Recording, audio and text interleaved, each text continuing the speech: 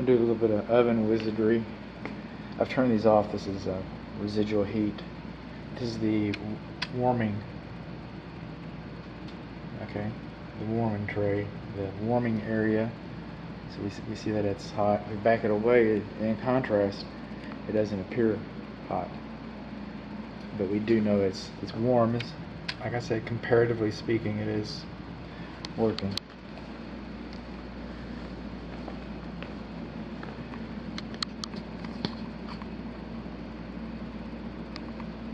So, just going to kind of go through here. This is the kitchen appliances. I'm going to kind of touch base on that here for a moment. But while we're here, this is the mirror that we moved from here for the electric service panel. This home has a ring system that's smart technology. I do not know if it conveys. It may or may not convey. And if it does convey, then who's responsible for the codes? And you need to reset those for yourselves. This baseboard underneath here, it was sticking out when I got here. I mean, that's just all there is to it. But we're basically talking about kitchens right now. Kitchens and electrical.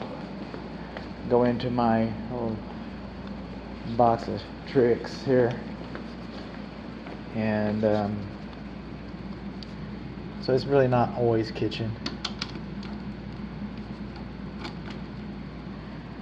It shows us that we got 118 volts, which is fine. Which is totally fine, okay? I'm going to come across here, and we're not doing voltage drops, alright? But we do have two electrical systems, so we just come over here for the time being. Let me check this one out here, and it's 120. So there's 2 volts difference between halves of the system, and that's going to be adequate to operate anything. That's beyond the scope of this inspection, for that matter.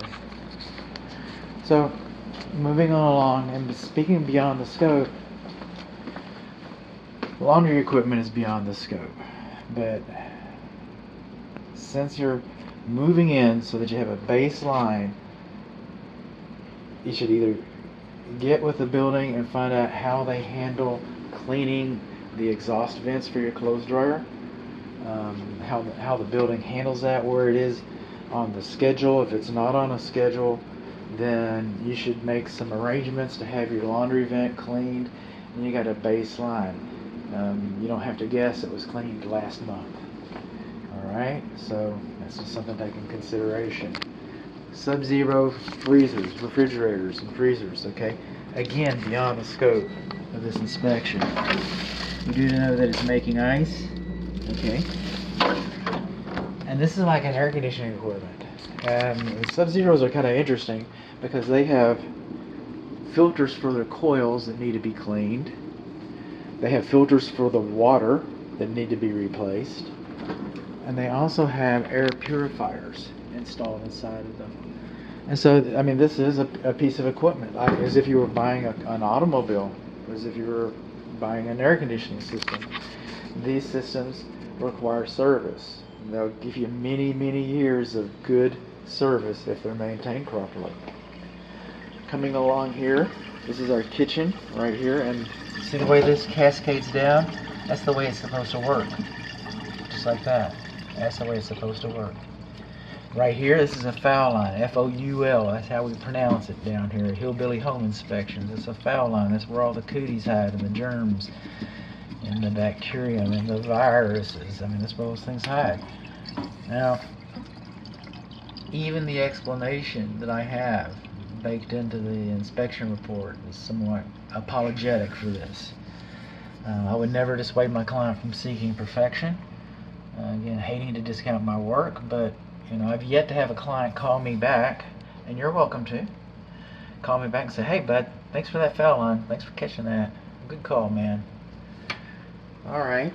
Now, in recent years, it's been required that the food waste disposal and that the dishwasher and that the range be GFCI protected. In recent years, it's been required that the clothes dryer and the dishwasher and the clothes washer also be GFCI protected, and they're not.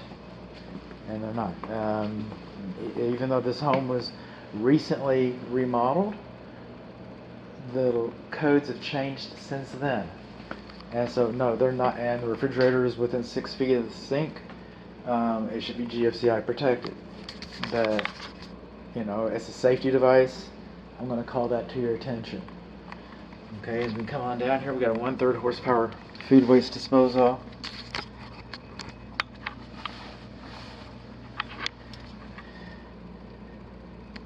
We got some main water shutoff valves right there. They're kind of difficult to get to, but there they are. And about these valves, know that, see the yellow handles? Parallel is on. Perpendicular is off. So if you've got a flood situation here, these handles need to be moved perpendicular to the pipe, and that will turn them off. This piping that's coming through the walls here, there should be discs, plates, some people call them escutcheons, beauty rings, call it what you will, but they're escutcheon plates. And you're supposed to have escutcheon plates when your plumbing penetrates the wall. So we do not have an escutcheon plate for our drain pipe over here. We do not have an escutcheon plate for our water supply lines. Okay, over here, this little gray little piping coming in here and coming up like that, that is the drain line for the dishwasher. It's supposed to come up at a minimum and come up to the bottom of this and then go back down. Okay, or you could have a vacuum breaker installed up on the countertop. It would be even better. But at a minimum, this hose is supposed to come up. Otherwise, the barometric pressure coming down from Elon's SpaceX or whatever pushes the dirty water, barometric pressure, gravity, through the food waste disposal backwards through this drain line into your clean dishes. Okay, that's why we have the anti-siphon. We don't want dirty water to siphon from the sink into the dishwasher. So we do not have an anti-siphon device for that. Okay, moving on along, and we're using the dishwasher now. With a reasonable amount of effort, I was not able to slide the range out. So I cannot confirm that it has an anti-tip device installed. Now that being said, I couldn't tip it. So I hate to admit that I'm 180 pounds, but burners work, bake's working. Oh, about 375. How about that? Just a little bit on the warm side. Now I'm going to explain everything away again. All right? The manufacturers, dollars to donuts, the manufacturer, in the instructions you'll read, this is calibrated in the factory and not to rely on the thermostat like I just did. That's what my oven says. But I'm telling you, I'm reading 350. I've got it set up 350. It promised us it was at 350, and I'm getting 375. So take it for what you will. Now this electric receptacle outlet on the wall behind the cooktop, that's not the most ideal place for it. I wouldn't even call that a smart location. But there's not a code against it. There's not a code against it. Just know that if you're up here cooking, whatever you're going to use it for, I have no idea. I have no idea what to tell you about that. So we're going to come along here, and I was a little less prepared. Or should have been a little more prepared, I guess, right? Would have helped. This is our microwave and vent fan. Okay, vent fans are not required, but if they are installed, they're required to be installed properly. And the code says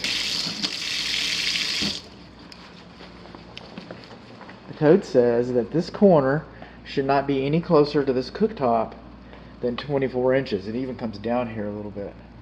And it's less than 24 inches. Okay, it's like 23 inches. I measured it.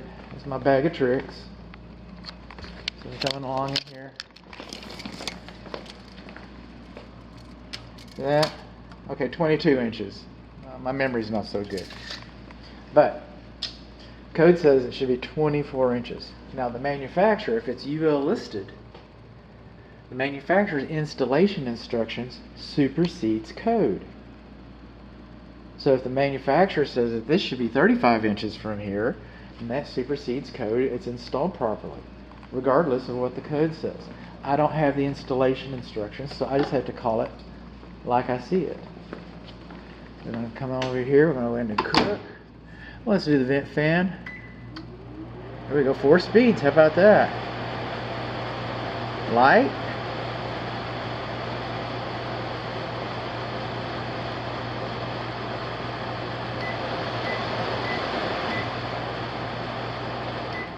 Okay.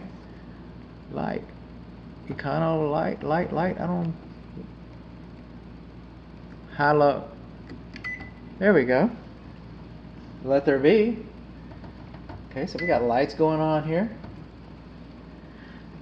We'll go cook. We'll go like 20 seconds.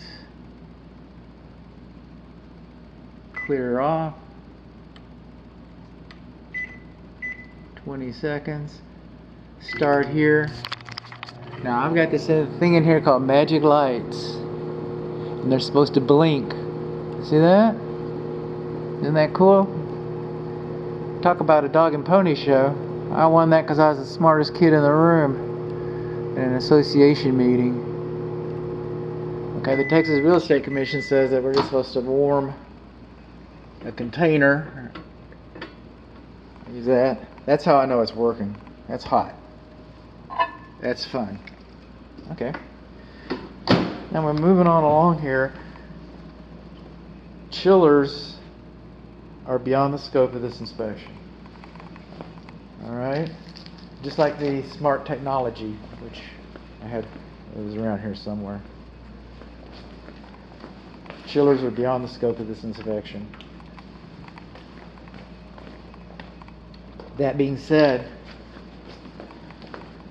it's sitting at 55 degrees. This is setting at 40 degrees. Feels about right to me. Alright, bear with me. We're almost to the end. These are supposed to be GFCI protected. And they are. Now, being GFCI protected isn't enough. This one does not have to be marked because it's obvious that this is GFCI protected. You've got the device. This controls these two. Watch, I'll show you. If I don't burn my elbow, see? GFCI protected. You're supposed to have these ugly little stickers on there that says GFCI protected, so that you know without a doubt that this is GFCI protected. That's what you're supposed to have. And everybody peels them off. I get it. I peeled mine off too. So when we came in here, we added this so that you can see the wonderful home inspector. There you go. Good home inspection. I twist my mustache a little bit. There we go. We added this splashback. It's nice and it's attractive. I get that. It kind of has the tarnished old world feel to it. And that's good. That's good. But what's going on here is when we did this, now the electric receptacle, that's the receptacle, that's the appliance, it goes into a box, an outlet box, the electrical receptacle outlet. Now it doesn't fit like it should. We have a gap going in here.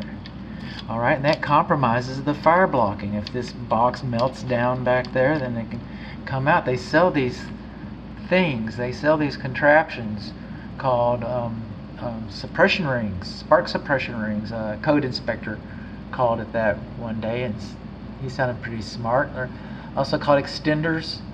And then, you know, the handyman will call them goof rings because that's probably what he thinks about them. And they cost about $3 a piece. That's 3, 6, 9. Okay. 12, 16, It's going to cost you more than that. They're going to charge you sales tax or something. That's how they get you. But for about $20, these receptacles could have been installed properly. Just saying. So, again, the chillers. I'll go just a little farther because this is appliances. So I'm just going to try and knock these out. This right here is a smoke alarm. That's great, and it's hardwired in, and that's great too.